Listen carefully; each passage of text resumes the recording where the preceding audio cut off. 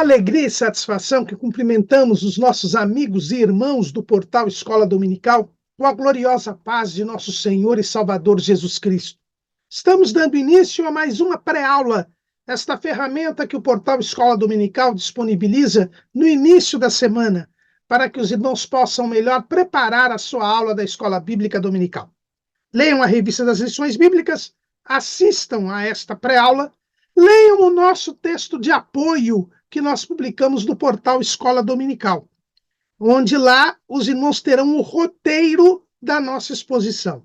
Nossa proposta aqui não é repetir o texto da revista. Os irmãos leram a revista, leram o livro de apoio, viram o vídeo do comentarista. Nós temos aqui no portal Escola Dominical textos que seguem o texto da revista, videoaulas que seguem o texto da revista, como, por exemplo, a aula do pastor Luiz Henrique de Almeida Silva, mas a nossa proposta aqui é trazer subsídios complementares. E para que os irmãos não se percam, vejam pelo menos os slides que nós publicamos, onde os irmãos vão seguir a nossa sequência de raciocínio. Além do nosso texto de apoio, o portal Escola Dominical disponibiliza 5 ou 6 outros textos da lição de adultos. Também publicamos videoaulas e textos de apoio de todas as faixas etárias do currículo da Casa Publicadora das Assembleias de Deus e de outros currículos de Escola Bíblica Dominical. Durante a semana, postamos breves comentários em áudio das leituras diárias sugeridas na revista. Os irmãos terão um momento devocional e ainda poderão obter maiores informações para a ministração da aula.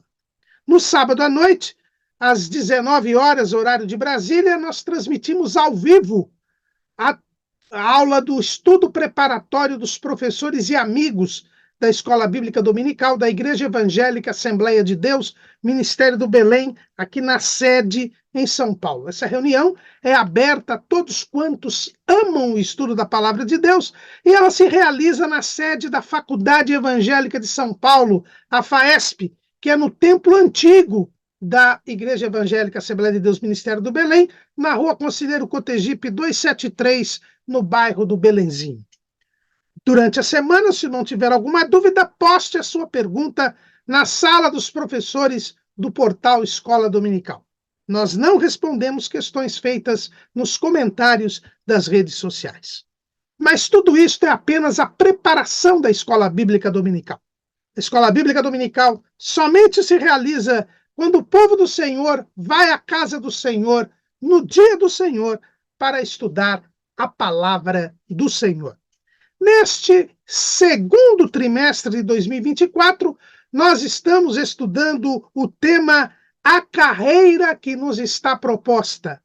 O caminho da salvação, santidade e perseverança até chegar aos céus.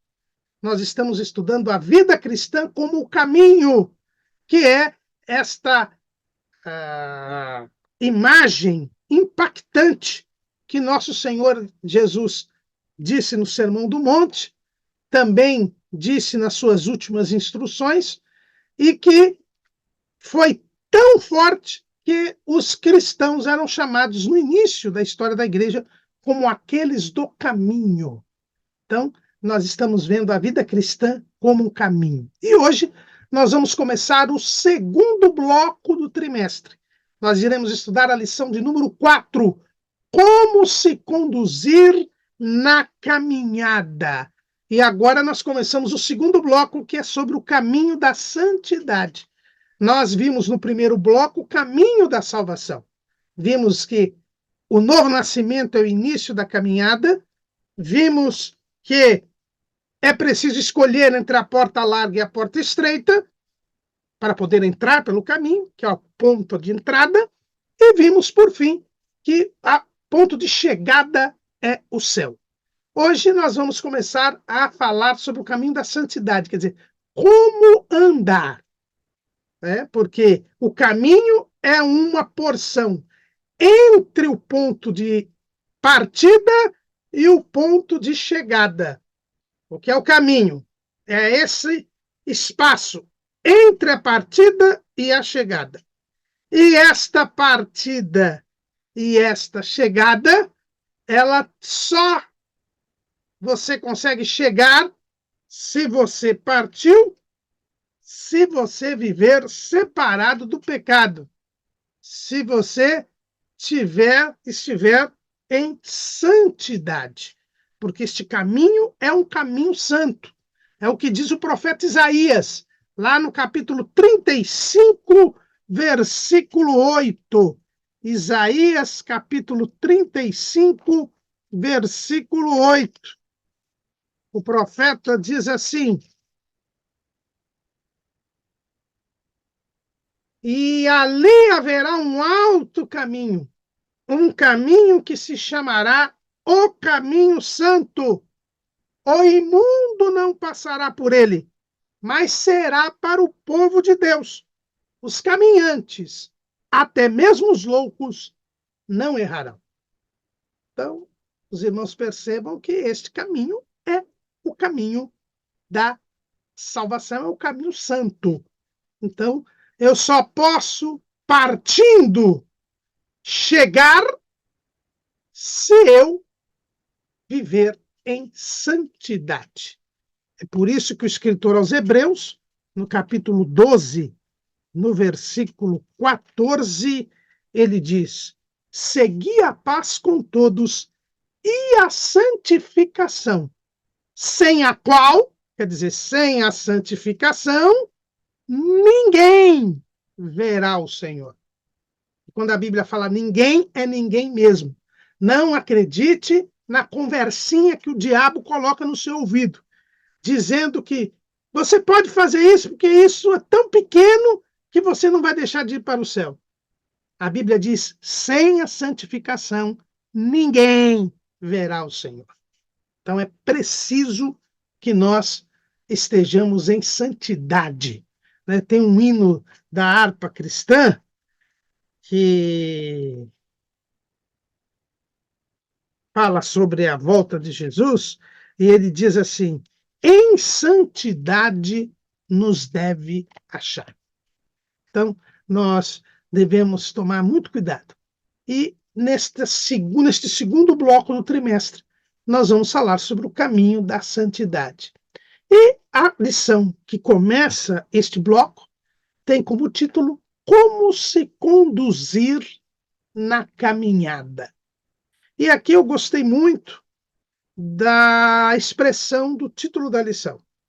Como se conduzir na caminhada. Quer dizer, aqui não vale a frase, o lema do brasão do município de São Paulo. Aqui, no nosso município, eu sou nascido aqui em São Paulo, no brasão da cidade está escrito non ducor duco, que em latim quer dizer não sou conduzido, eu conduzo.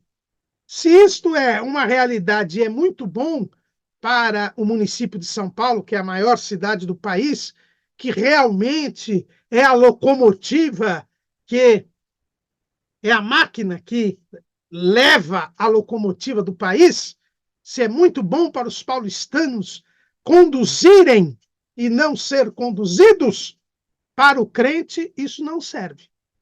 Não, para o crente ele precisa ser conduzido. Se ele não for conduzido, ele não chegará ao céu.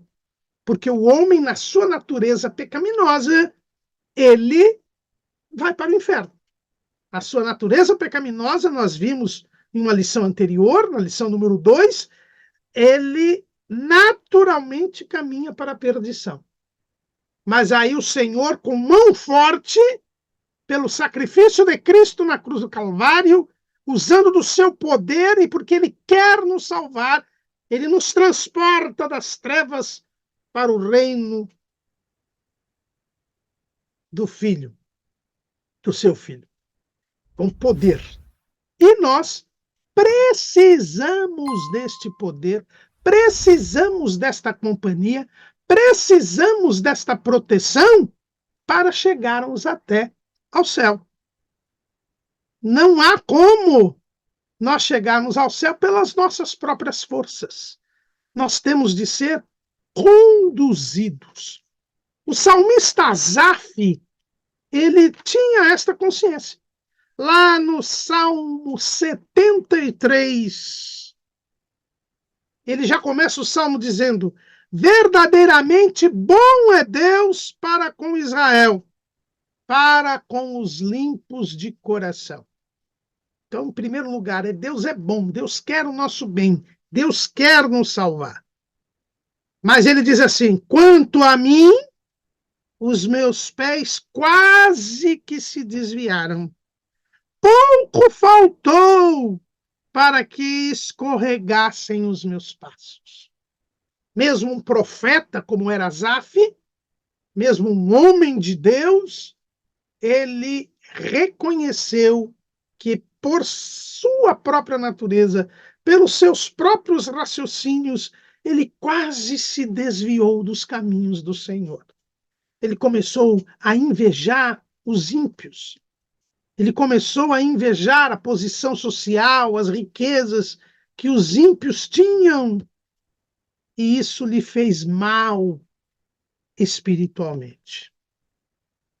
Mas no versículo 24 deste Salmo 73, Asaf diz: guiar-me-ás com o teu conselho e depois me receberás em glória. Veja que Asaf diz que ele só chega à glória de Deus, só chega à glorificação, que é o estágio final do nosso processo da salvação, só chegamos ao céu se formos guiados pelo conselho de Deus. Se formos dirigidos por Deus. Porque se não tivermos a direção de Deus, nós não chegamos ao céu. É por isso que foi muito feliz o título da nossa lição. Nós não conduzimos, nós não traçamos o roteiro, nós não andamos conforme a nossa vontade.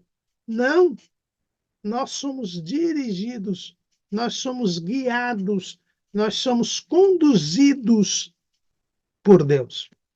Asaf diz: guiar-me-ás com o teu conselho e depois me receberás em glória.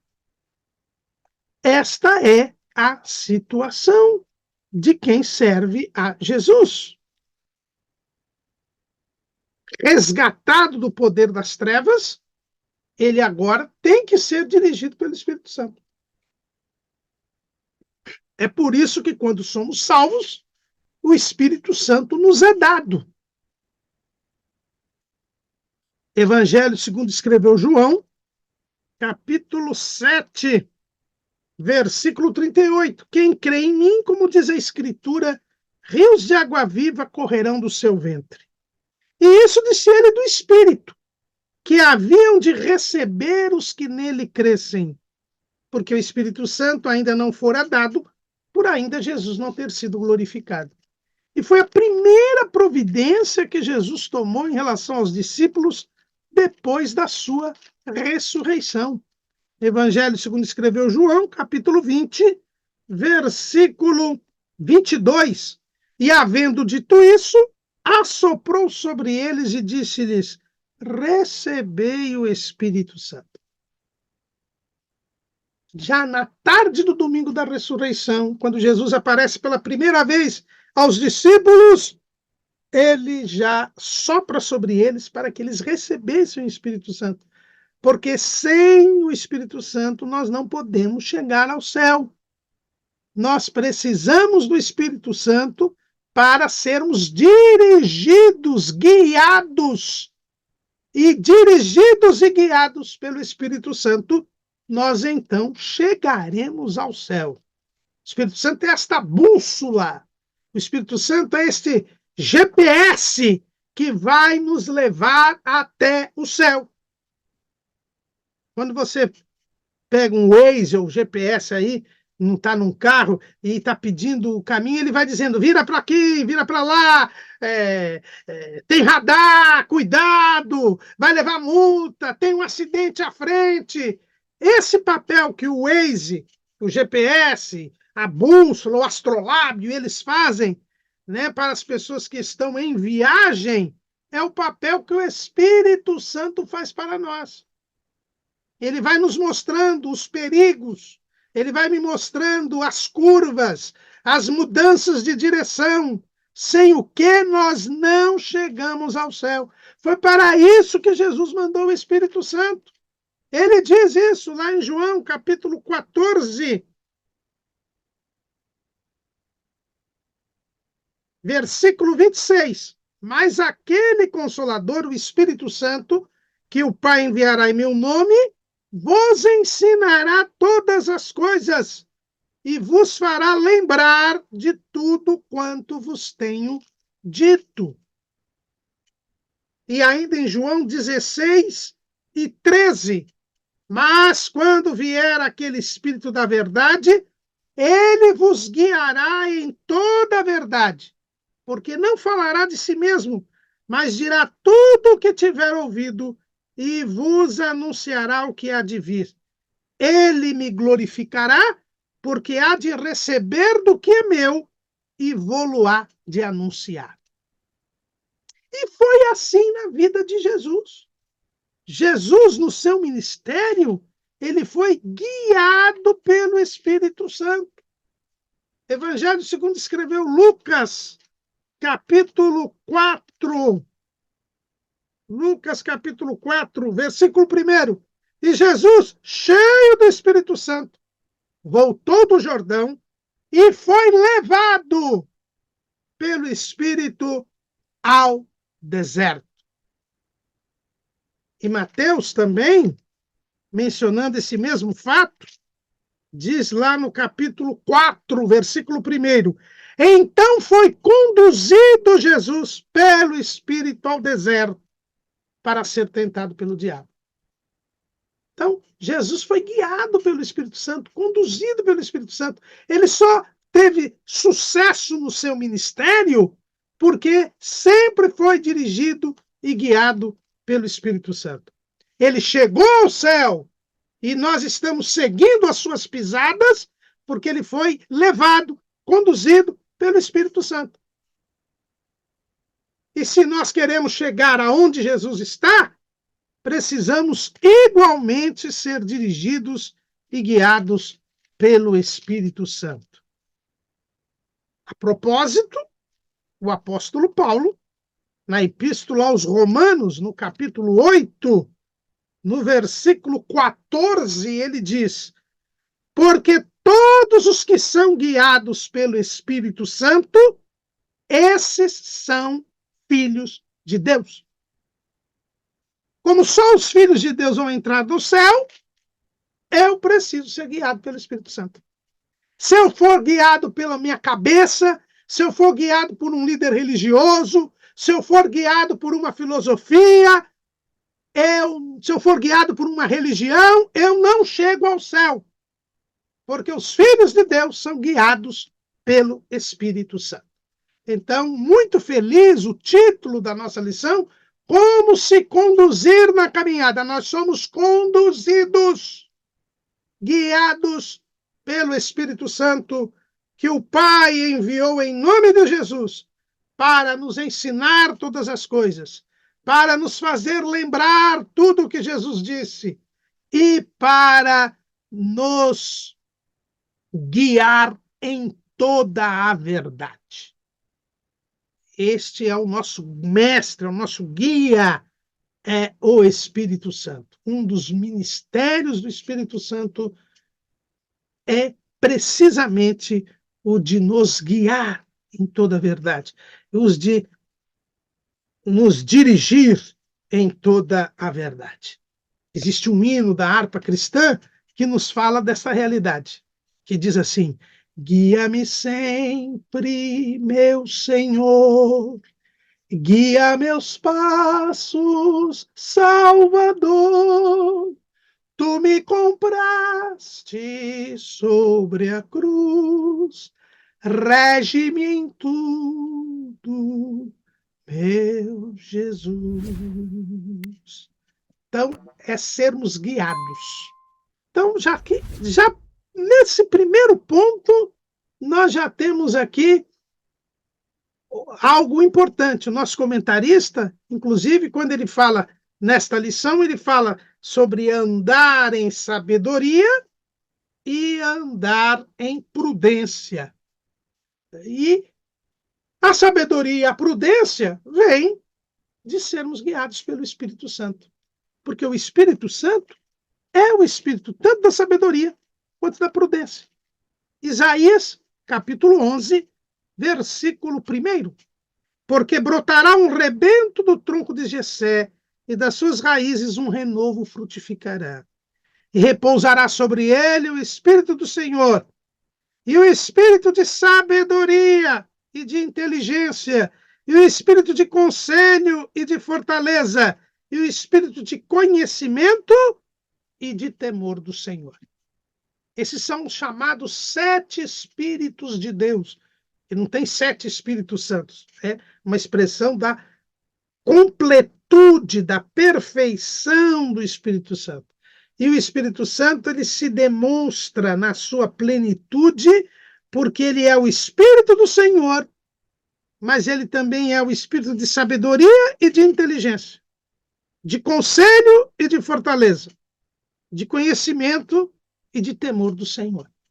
Quem é dirigido pelo Espírito Santo, ele primeiro se torna servo, porque o Espírito Santo é o Espírito do Senhor. Então, nós nos tornamos servos e passamos a fazer a vontade de Deus, não mais a nossa vontade. O Espírito Santo nos leva a fazer a vontade de Deus. E porque fazemos a vontade de Deus, nós vamos chegar ao céu. 1 de João, capítulo capítulo 2, versículo 17. E o mundo passa, e a sua concupiscência, mas aquele que faz a vontade de Deus permanece para sempre.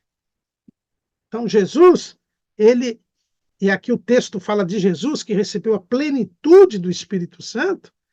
Jesus, em primeiro lugar, era o servo. Tanto que o próprio profeta Isaías apresenta Jesus naqueles 4 cânticos do servo do Senhor. O próprio Jesus se identifica como o servo do Senhor, lá na sinagoga de Nazaré. Lucas, capítulo 4, versículo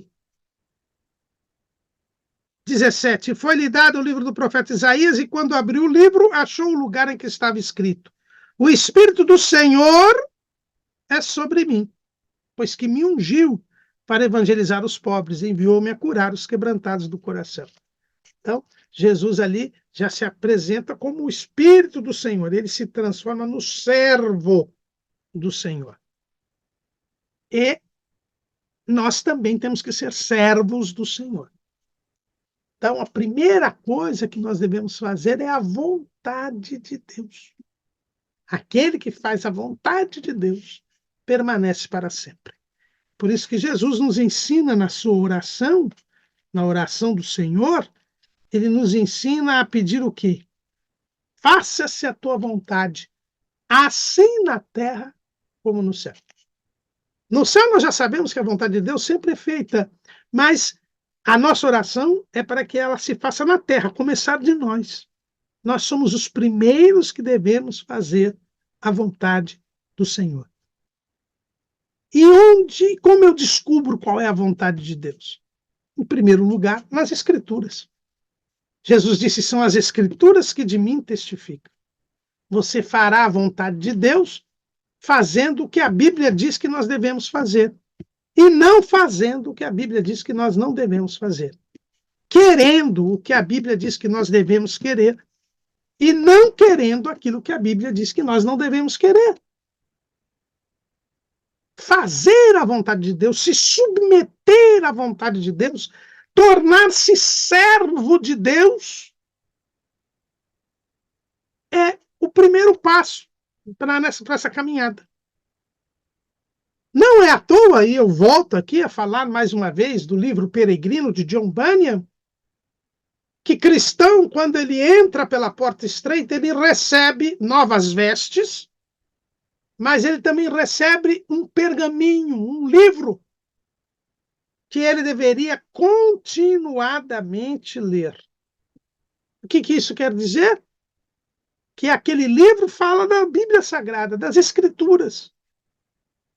Nós devemos permanentemente ler e meditar na palavra de Deus, para saber qual é a vontade de Deus, para nos conduzirmos segundo os ditames divinos, segundo os mandamentos. Foi essa a proposta que Deus deu a Israel, lá em Deuteronômio, capítulo 30. Deuteronômio, capítulo 30.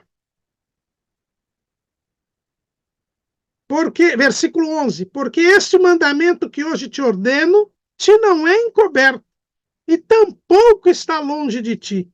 Não está nos céus, para dizeres: quem subirá por nós ao céu, que nos traga e nos faça ouvir, para que o façamos? Nem tampouco está da além do mar, para dizeres: quem passará por nós da além do mar, para que nos traga e nos faça ouvir, para que o façamos? Porque esta palavra está muito perto de ti, na tua boca e no teu coração, para a fazeres. Deus entregou a sua palavra, né? Diz o salmista, não sei se eu vou lembrar aqui, agora que me ocorreu agora esse versículo, Salmo 68, versículo 11. O Senhor deu a palavra. Grande era o exército dos que anunciavam as boas novas.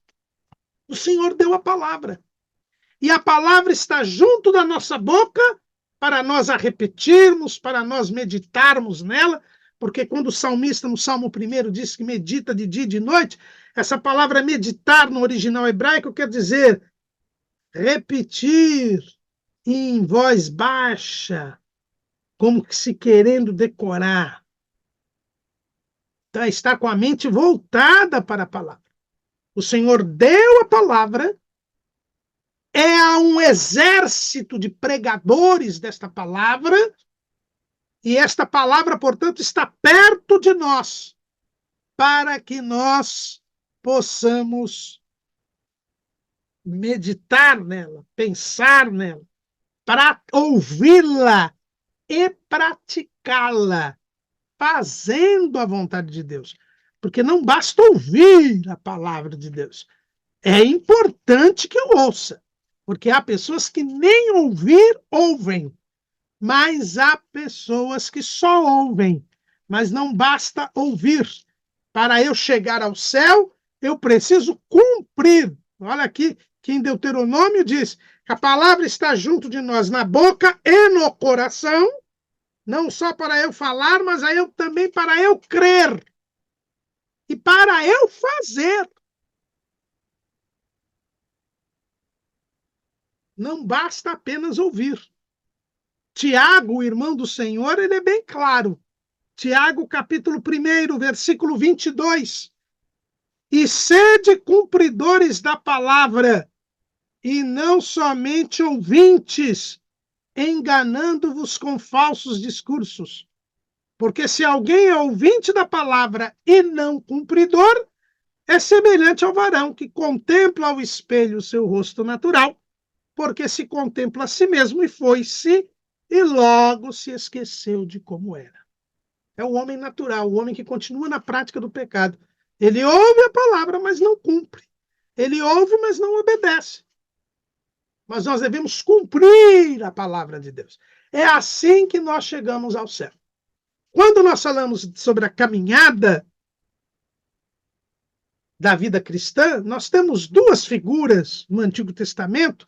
Nós vamos explorá-las mais na próxima lição, mas eu vou fazer aqui já menção destas duas figuras históricas, né, desses dois episódios históricos que nos trazem grandes lições a respeito da caminhada. A primeira é a jornada de Israel no deserto, a peregrinação de Israel no deserto, quando sai do Egito e vai para a terra de Canaã. Aqueles 40 anos no deserto nos trazem uma figura, uma ilustração da nossa jornada para o céu. E lá, em Israel, eles eram conduzidos, eles não faziam o trajeto, o roteiro. Mesmo antes de atravessar o Mar Vermelho, a Bíblia diz que Deus escolheu o caminho do deserto e não o caminho da terra dos filisteus, e não o caminho do mar, a tal ponto que Faraó achou que o povo de Israel estava perdido e por isso se animou para reescravizá-los ou matá-los. Mas por quê? Porque não era o caminho do homem, o caminho de Israel, muito menos o caminho de Moisés. A Bíblia diz que o povo era guiado por uma nuvem durante o dia e esta nuvem se tornava uma coluna de fogo à noite.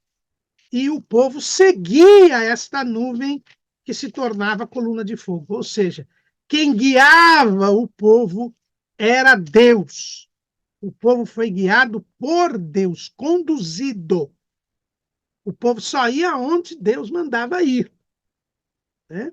E nós lemos isso bem em Êxodo capítulo 40, versículo 36. Quando, pois, a nuvem se levantava de sobre o tabernáculo, então os filhos de Deus caminhavam em todas as suas jornadas. Se a nuvem, porém, não se levantava, não caminhavam até o dia em que ela se levantava. Porquanto a nuvem do Senhor estava de dia sobre o tabernáculo e o fogo de noite sobre ele, perante os olhos de toda a casa de Israel, em todas as suas jornadas. Então, eles foram guiados e entraram na terra de Canaã porque foram guiados por Deus. Porque foram guiados por Deus. A outra ilustração do Antigo Testamento é a de Esdras. Esdras, o escriba hábil na lei do Senhor, Esdras juntou uma parte do povo que vivia ali na Babilônia e no Império Persa e foi para Jerusalém para ensinar a lei do Senhor para os judeus que estavam se distanciando da adoração a Deus e estavam perigosamente se misturando com os estrangeiros. Então Deus toca no coração de Esdras, toca no coração do rei Artaxerxes, que era o rei da Pérsia, que autoriza então Esdras a ir para Jerusalém, e Esdras ele também fez o caminho, né? E nesse caminho ele chegou a Jerusalém, né? Ele chegou a Jerusalém depois de 5 meses de jornada, ele chega a Jerusalém. E ali, antes de começar a caminhada, ele ficou em oração e em jejum, e ele diz que a mão do Senhor esteve sobre eles. Por isso eles foram protegidos. Eles chegaram a Jerusalém, por quê? Porque a mão do Senhor foi sobre eles. Está escrito lá em Esdras, capítulo 8, versículo 21. Então apregoei ali um jejum junto ao rio Ahava, para nos humilharmos diante da face do nosso Deus, para lhe pedirmos caminho direito para nós e para nossos filhos e para nossa fazenda. Versículo 23. Nós, pois, jejuamos e pedimos isso ao nosso Deus, e moveu-se pelas nossas orações. Eles foram conduzidos por Deus também. Era Deus quem os conduzia e os protegia. E por que isso? Porque Esdras era um cumpridor da palavra de Deus. Esdras, capítulo 7, versículo 10. Porque Esdras tinha preparado o seu coração para buscar a lei do Senhor e para a cumprir e para ensinar em Israel os seus estatutos e os seus direitos. Então, Esdras era um cumpridor da palavra.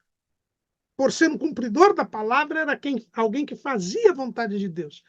E por isso era guiado por Deus e protegido por Deus. Então, se conduzir na caminhada, tem que ser guiado pelo Espírito de Deus. E quem é guiado pelo Espírito de Deus é um cumpridor, é um servo, porque o Espírito de Deus, como nós vimos aqui em Isaías 11, é o Espírito do Senhor. Então, o Espírito de Deus nos faz fazer a vontade de Deus, porque Ele é o Senhor e nós somos servos. Essa é a realidade. Mas também é o espírito de sabedoria.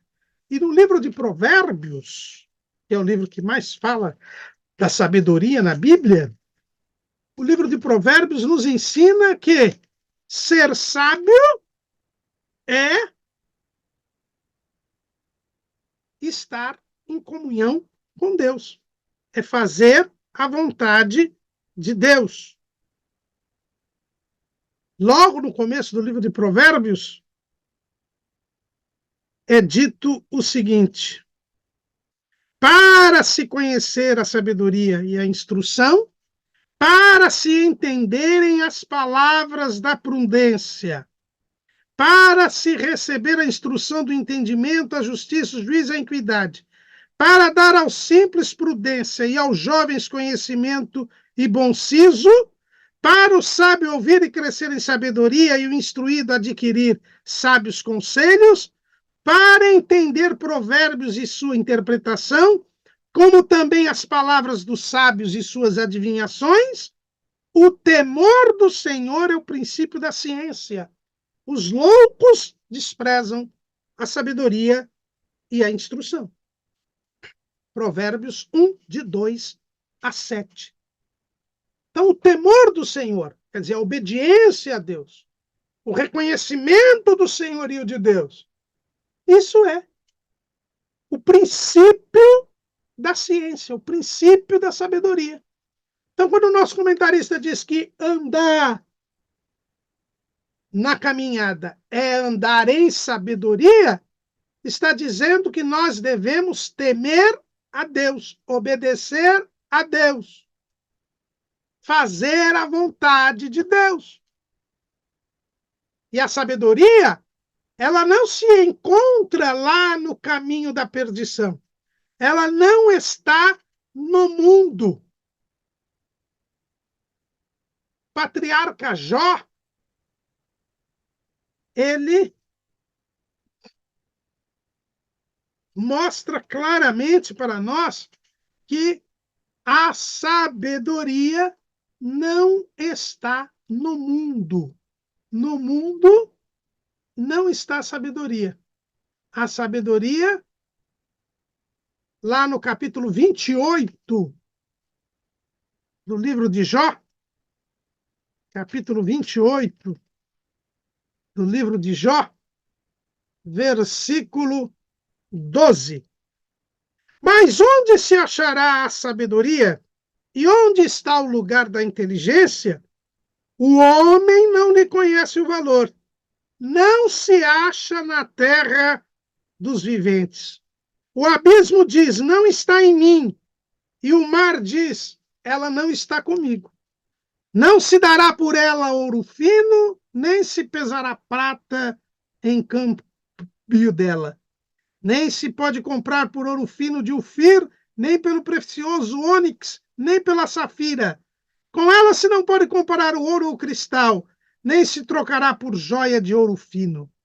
Ela faz esquecer o coral e as pérolas, porque a aquisição da sabedoria é melhor que a dos rubis. Não se igualará ao topázio da Etiópia, nem se pode comprar por ouro puro. De onde, pois, vem a sabedoria? E onde está o lugar da inteligência?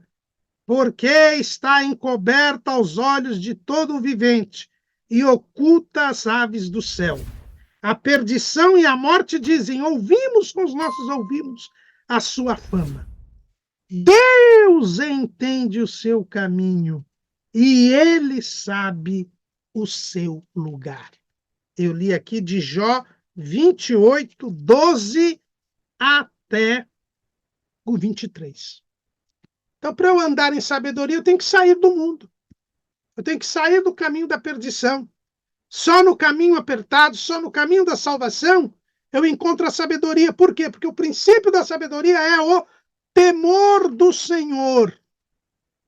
Temor do Senhor é o princípio da sabedoria. Salomão nos diz aí que é o princípio da ciência, e lá no Salmo 111 está escrito: o temor do Senhor é o princípio da sabedoria. Bom entendimento tem todos os que lhe obedecem.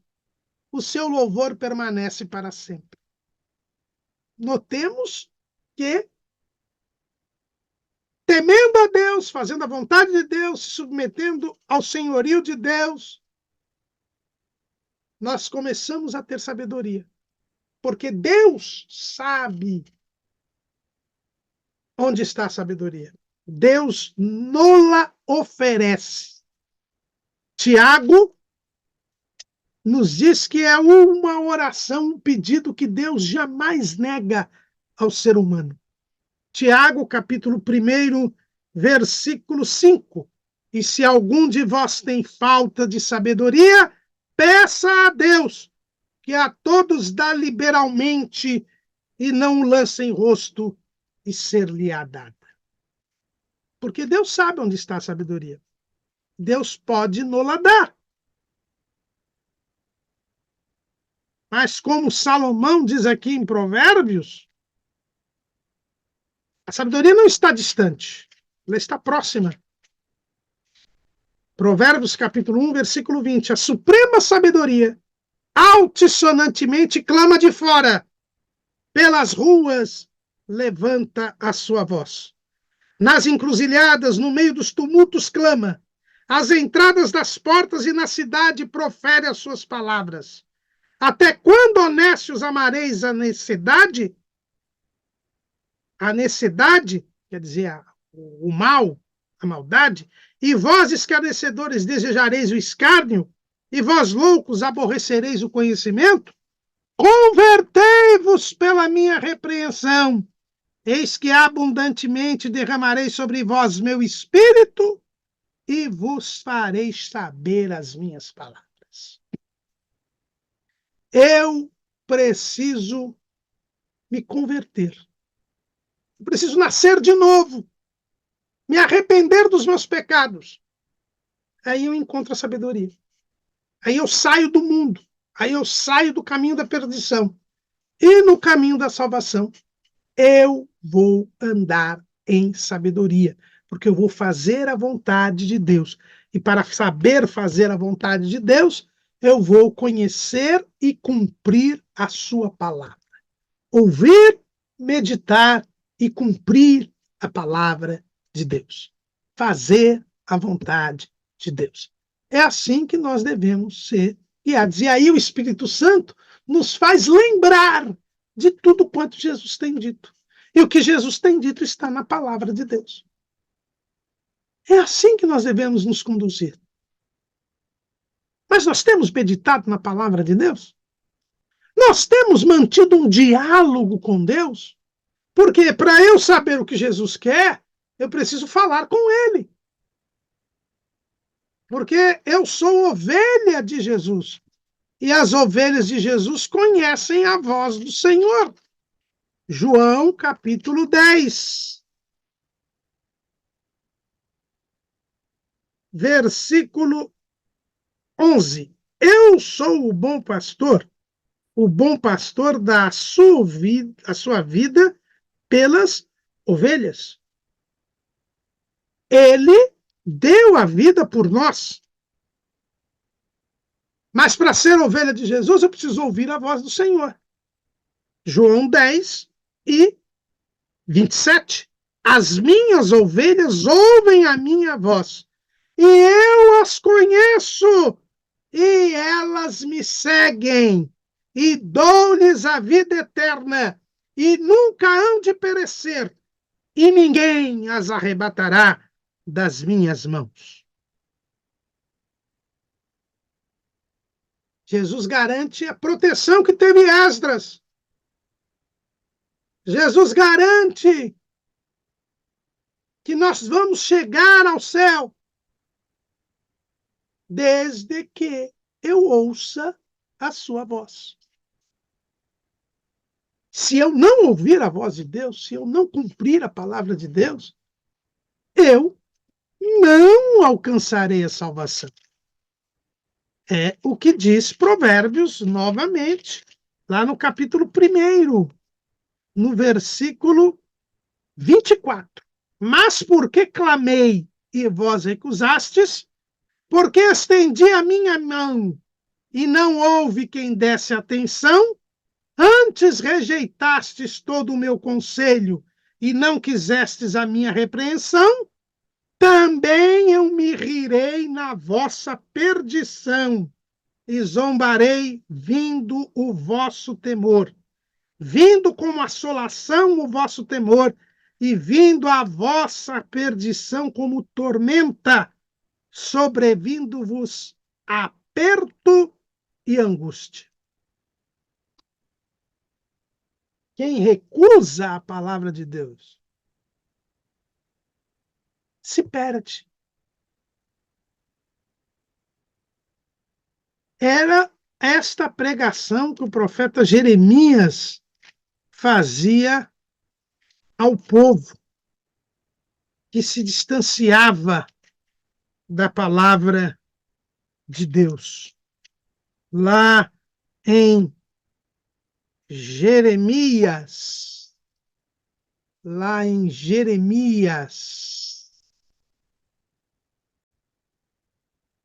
Jeremias capítulo 7, versículo 13. Agora, pois, porquanto fazeis todas estas obras, diz o Senhor, e eu vos falei, madrugando e falando, e não ouvistes, chamei-vos e não respondestes.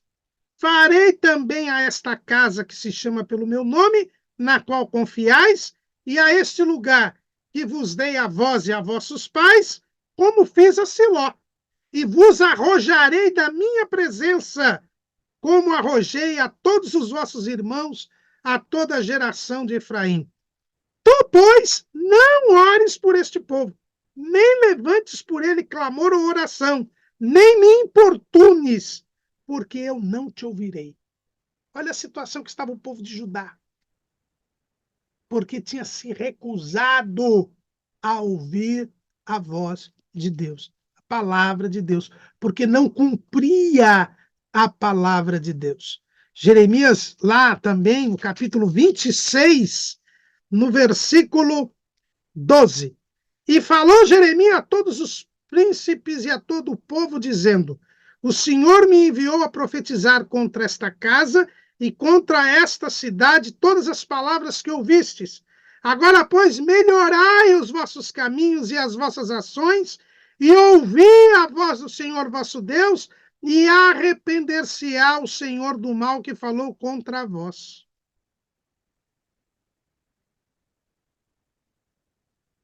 Deus estava pronto a atender ao povo que se ele se arrependesse. Mas o povo não se arrependeu. Jerusalém foi destruído, o templo foi destruído e o povo foi levado cativo. Por quê? Porque não cumpriram a palavra de Deus.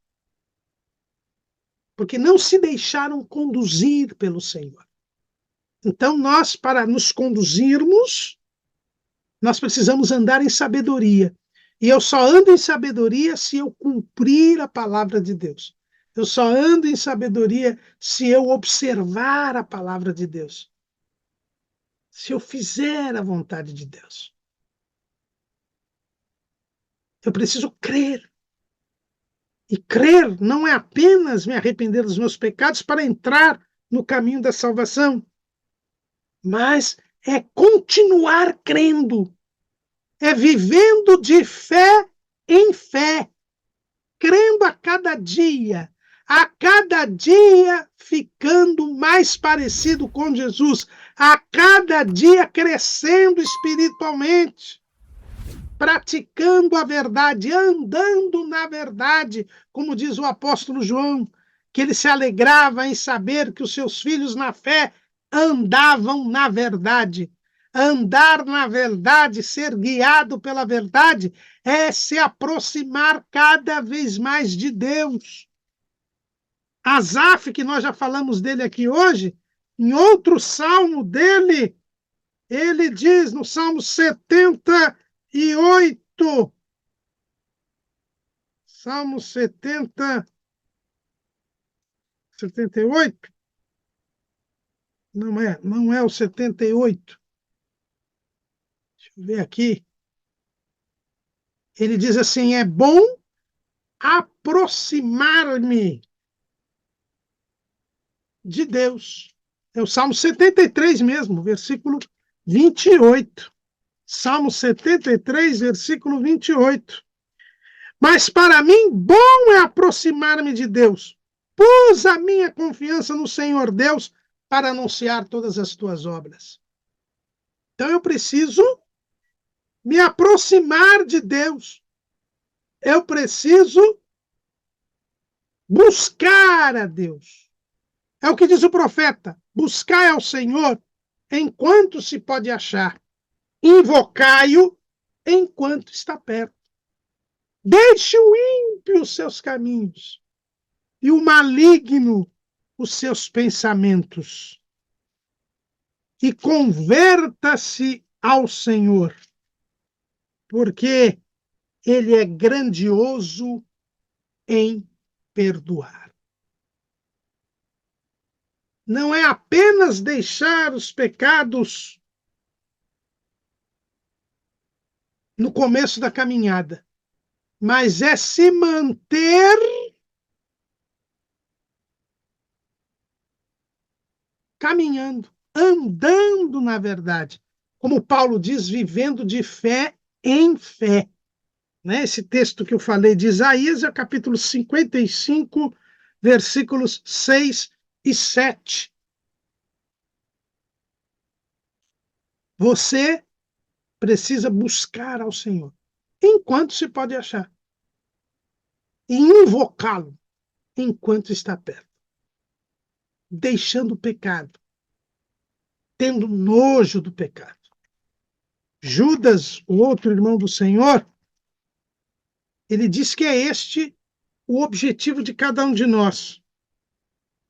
Judas, versículo 23. E salvai alguns, arrebatando-os do fogo. Tende deles misericórdia com temor, aborrecendo até a roupa manchada da carne.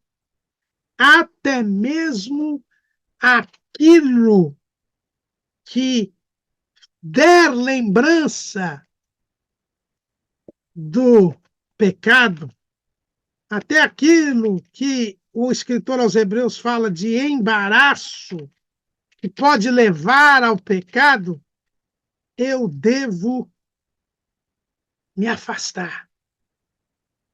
Eu devo evitar para não pecar. Por isso que o salmista diz: escondi a tua palavra no meu coração, para eu não pecar contra ti.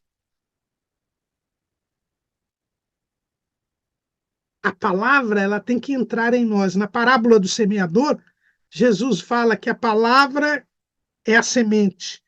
E a semente, quando ela entra, ela se aninha, ela morre, germina, nasce, cresce e dá fruto. É um crescimento contínuo. Em alguns corações a palavra nem nasce, porque o inimigo já arrebata a palavra. São as pessoas que não ouvem a palavra. Em outros corações a palavra é aninhada. Ela nasce, mas não cresce. Por quê? Porque não há cumprimento nem conhecimento da palavra. Não tinha terra. E a palavra é um martelo que esmiuça a penha. Ela transforma as pedras em terra. Mas tem também aquela semente que se aninha, nasce, cresce, mas não frutifica. Por quê? Porque é sufocada. É a palavra, a semente que caiu nos espinhais. Os cuidados desta vida, as coisas deste mundo sufocam a fé da pessoa. Mas tem aquela palavra que cai na boa terra. Ela é aninhada, ela germina, ela nasce, ela cresce e ela dá fruto. Porque a pessoa continua crescendo espiritualmente, buscando a Deus, buscando ter uma vida de diálogo com Jesus para conhecer a vontade de Deus e, portanto, ter uma vida de oração, de jejum, ter uma vida de meditação nas Escrituras, ter uma vida de trabalho na obra de Deus, porque ele é servo, ele faz aquilo que Jesus quer que ele faça, ele prega o evangelho, ele evangeliza, porque é uma ordem que Jesus deu a todos, ele vive separado do pecado, ele dá bom testemunho, ele pratica boas obras, ele busca o poder de Deus, ele é batizado com o Espírito Santo, ele tem dons espirituais, ele tem uma vida de dedicação a Deus. Ele está crescendo e dando fruto. Crescendo e dando fruto. Andando em sabedoria, porque o temor do Senhor é o princípio da sabedoria. E quando nós estamos nos santificando, e oração, jejum, meditação nas Escrituras são meios de santificação, nós aperfeiçoamos a santificação pelo temor a Deus. Segundo aos Coríntios, capítulo 7, versículo 1. Ora, amados, pois que temos tais promessas, purifiquemo-nos de toda a imundícia da carne e do espírito, aperfeiçoando a santificação no temor de Deus. Temendo a Deus, fazendo a vontade de Deus, procurando cada vez mais ser parecido com Cristo, você está sendo conduzido pelo Espírito até o céu. E você vai chegar ao céu. Por quê? Porque você está verdadeiramente andando na verdade. E o caminho é Jesus e ele é a verdade. Eu sou o caminho, a verdade e a vida. Fazendo estas coisas, você estará andando também em prudência. Porque o que é a prudência? Provérbios, capítulo 9. Provérbios, capítulo 9, versículo 10. O temor do Senhor é o princípio da sabedoria, e a ciência do santo, a prudência. Então, o que é a prudência? É a ciência do santo. Tem até uma obra do grande pastor A.W. Tozer, Ciência do Santo. O que é a ciência do santo? É o conhecimento do santo. Eu passo a conhecer a Jesus, conhecer ao Senhor. E isso me traz prudência. A prudência é esse conhecimento. E conhecimento aqui é no sentido hebraico. É envolvimento, é intimidade. Quando a Bíblia, para o hebreu, a relação sexual entre o marido e a mulher é chamada de conhecer, conhecimento. É a formação de uma unidade, é a formação de uma intimidade. Isso me faz prudente. E são os prudentes e fiéis, fiel porque cumpre a palavra, e prudente porque está em comunhão e intimidade com Deus, que ele vai chegar ao céu. Porque quando Jesus vier buscar, ele vai buscar os servos fiéis e prudentes. Mateus capítulo 24, versículo 45. Quem é, pois, o servo fiel e prudente que o Senhor constituiu sobre a sua casa para dar o sustento a seu tempo? Bem-aventurado aquele servo que o Senhor, quando vier, achar servindo assim. O servo fiel, que é aquele que cumpre a palavra, que faz a vontade de Deus, e o prudente é aquele que está envolvido com Deus, é aquele que está em comunhão com Deus, aquele que é comedido, moderado, controlado. Por quê? Porque faz a vontade de Deus. Porque segue a Jesus. E não passa na frente de Jesus para Jesus depois arrumar as coisas erradas que ele fez. Isso é ser prudente. O prudente, ele se desvia do mal. Era esta uma das coisas que Deus admirava em Jó. No testemunho que Deus deu de Jó, estava o desvio do mal. Jó, capítulo 1, versículo 8. E disse o Senhor a Satanás: observaste tu a meu servo Jó? Porque ninguém há na terra semelhante a ele, homem sincero, reto, temente a Deus e desviando-se do mal. Veja aqui o servo fiel e prudente. Ele era fiel, porque ele era sincero. Ele era reto, justo. Ele era temente a Deus. O temor do Senhor é o princípio da sabedoria. E ele se desviava do mal. Ele era prudente. Porque o prudente, ele se desvia do mal. Ele deixa todo o embaraço para não pecar. Lá em Provérbios 22:3 está escrito: o avisado vê o mal e esconde-se, mas os simples passam e sofrem a pena. E repete lá em Provérbios 27:12. Então, seja prudente, se desvie do mal.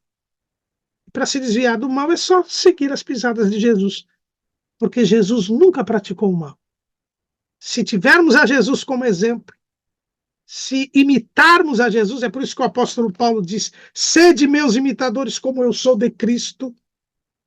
Se imitarmos a Jesus, se imitarmos a fé de homens e mulheres que são referências na igreja, nós nos desviaremos do mal, seremos prudentes e chegaremos ao céu. É por isso que o Espírito Santo é o Espírito da verdade. É por isso que o Espírito Santo é o Espírito de sabedoria e de conhecimento, e de inteligência, e de temor do Senhor, e de conselho. É assim, sendo guiados pelo Espírito, tendo comunhão e intimidade com Deus, buscando o Espírito Santo, o poder de Deus, cumprindo a palavra de Deus, sendo tementes a Deus, que chegaremos ao céu. Amém.